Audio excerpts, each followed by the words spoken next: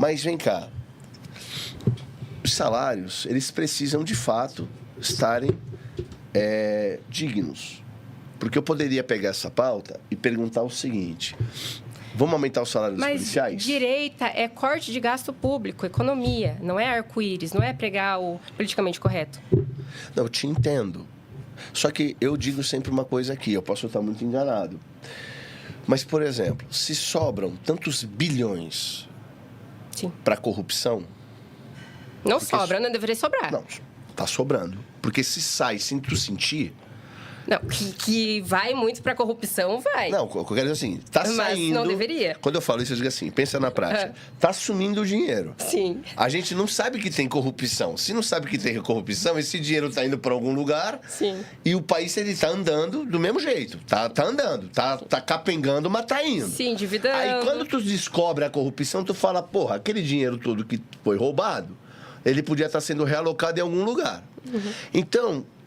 O discurso ele não é todo errado. Ah, não tem dinheiro. Não, dinheiro tem. Só que não está sendo aplicado da maneira correta. Quanto que vai para a corrupção? A gente não sabe. Não, a gente tem uma estimativa. Quanto? Por que a gente tem uma estimativa? Porque a gente sabe quanto a gente, em tese, deveria arrecadar. Tá. A gente sabe hoje que a gente perde muito mais para sonegação do que para a corrupção. Estima-se que a sonegação corresponda a 40% da renda total. E que a corrupção corresponda a 5% da renda total. Tudo bem. Do ponto de vista do Estado, é muito melhor que tenha menos sonegação. E a sonegação, ela dificilmente acontece por meio da corrupção, porque ela geralmente é do dia a dia, do que se a gente tivesse corrupção. Porque o que acontece? O que é ser corrupto? Tá bom. É adquirir uma vantagem particular para um terceiro. Esse dinheiro continua na economia. Esse dinheiro, ele, de uma forma ou de outra, é arrecadado na ponta. Tá bom. Na sonegação, não. Geralmente ele vai para paraíso fiscal. Geralmente ele continua na economia informal. Então, o problema do Brasil e a solução do Brasil, eu sou um CAP. Certo. Para mim isso é excelente. A economia só funciona por causa disso. Mas o problema do orçamento brasileiro é a sonegação. Mas vem cá. Aí é um problema sério que você acabou de dizer. Porque nós estamos num país com uma das maiores taxas tributárias do mundo, certo? Certo. Beleza.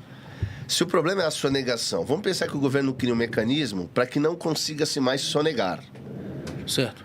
Em tese, a sonegação, que cria um problema no Brasil, ela é uma prática, vamos dizer assim, do não imposto. Certo. Sabe o que é pior que é o nosso ideal e o nosso sonho, não é o nosso sonho? Mas ué.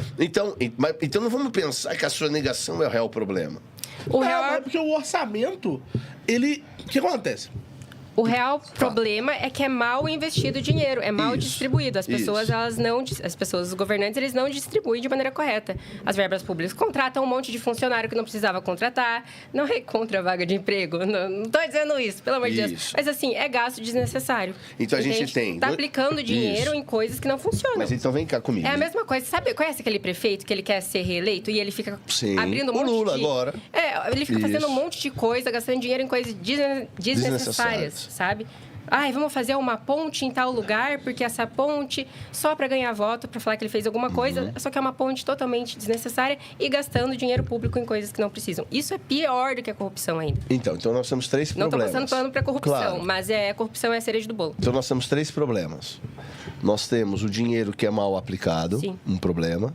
Segundo problema, a da sonegação. Só que a sonegação, em tese, não deveria ser um problema. Porque o imposto é um problema para todo mundo. Mas ela diminui o orçamento disponível para o governo. Não, eu te entendo, mas então... Então, o setor privado ele fica melhor, mas as custas, por exemplo, da escola pública, da universidade pública, Sim, mas dos serviços públicos. Mas aí então o que você está falando, como é que a gente equilibra? Porque, veja só, tu quer um Estado com menos impostos, mas está reclamando, está trazendo como um problema não a arrecadação desse imposto que está sendo sonegado. Eu estou dizendo que para os estatistas é um problema. Não, para mim, não. pro estatista. Para mim, como a sociedade ela tem mais espaço nos serviços privados, os serviços privados têm uma qualidade melhor. Isso permite, por exemplo, a gente pedir alguma coisa no Mercado Livre e chegar hoje. Isso. Então, tipo, se a gente tem essa noção de que é melhor que esteja na iniciativa privada, quando o orçamento é menor, algumas pessoas não estão sendo atendidas. Algumas pessoas estão de fora desse sistema. É verdade. E estão mesmo. E eles só vão deixar de estar quando tiver ainda mais dinheiro da iniciativa privada. Então, o que eu quero te dizer é o seguinte, a sonegação, ela é um problema para o Estado, mas se eu quero um Estado mais enxuto, ela só é um prelúdio daquilo que a gente espera. Então, eu não posso olhar a sonegação como problema real, porque eu queria um Estado com menos imposto. Porque se fosse aplicado o imposto que é cobrado para todo mundo, o Estado teria mais dinheiro, beleza. Mas estava todo mundo na merda, porque aí, meu irmão, um empresário hoje, de verdade, agora eu não estou fazendo nenhuma apologia a crime, mas que não sonegue qualquer coisa, ele quebra, irmão.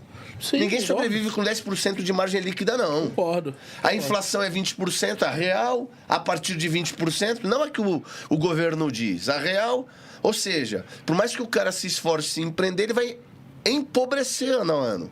Porra, é uma escravidão. Então o cara tenta sonegar, e não estou fazendo apologia ao crime, para que ele não empobreça e ele continue vivendo, ou sobrevivendo. Então, por mais que haja sonegação, ela está tirando de quem? Do diabo do sistema governamental. Mas você quer fazer uma comparação justa? Vai. Europa e Estados Unidos. A Europa tem índices baixíssimos de sonegação. Então, lá você vê serviços públicos estáveis. Sim. Significativos. Só que a qualidade de vida geral é maior nos Estados Unidos. Tá bom. Então, é muito melhor você ser... tem um conceito para isso. Chama-se o véu da ignorância, do John Rawls. Ele pergunta assim, ó. Se você fosse nascer agora e você não soubesse aonde vai nascer, como você gostaria que a sociedade fosse? Muito provavelmente você gostaria que todos os lugares fossem mais igualitários. Né? Revolução dos bichos, lembra? Exato. Se você não tem... você não observa as condições particulares... Ilusão. Totalmente ilusório. Não, mas é uma ilusão. Só que você gostaria que fosse mais igual por sua causa, não por causa da sociedade como um todo. Porque é melhor para você como indivíduo que a sociedade seja mais igualitária. Então, se nós três aqui fôssemos pobres na Europa, estaríamos melhor do que pobres nos Estados Unidos. Mas se nós somos classe média nos Estados Unidos, estamos melhor que a classe média na Europa. E por aí vai. Então, assim, por exemplo, não sei se você sabe quantos por cento dos cidadãos americanos são milionários? Não sei. 10%. Tá bom. 1 a cada 10 cidadãos americanos são milionários. Então, todo mundo conhece um milionário. 50% é milionário se for comparar com o Brasil, então. Porque aí Não, claro. Mas a ideia por 5 já dá 1 milhão no Brasil. Está muito mais distribuída a riqueza nos Estados Unidos do que aqui. Então, já o Brasil, se você ganha mais de 3 mil reais, você já está acima da população brasileira, da média. Isso. Então, assim, no final do dia, é uma questão de como você gostaria que fosse a administração pública.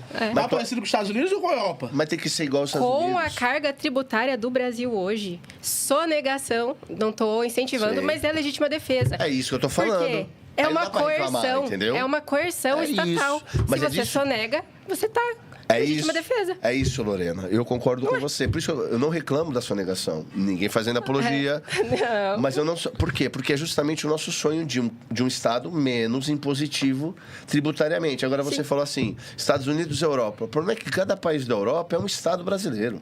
Claro. Porra, quando você olha para a América, um país maior que o Brasil, multicultural, e você vê uma estabilidade, um equilíbrio tão grande, você fala, o país dos sonhos, falem o que quiser, é a América. Porque ela consegue ter esse padrão igualitário num país extremamente gigante e multifacetado, cara. Bom, olhando de fora. Mas o Estado é muito menor lá. Isso. Em termos comparativos. O chamado Estado do Bem-Estar Social é a regra da Europa. Isso. Mas é disso que eu estou querendo te dizer. Vamos olhar o Brasil. Mas você acha que eles deveriam ter um discurso... Como direita. Como direita. Isso. Você acha que eles deveriam ter um discurso que favorecesse a disputa de classes? Não. Não é disputa de classes. O que você imagina, então?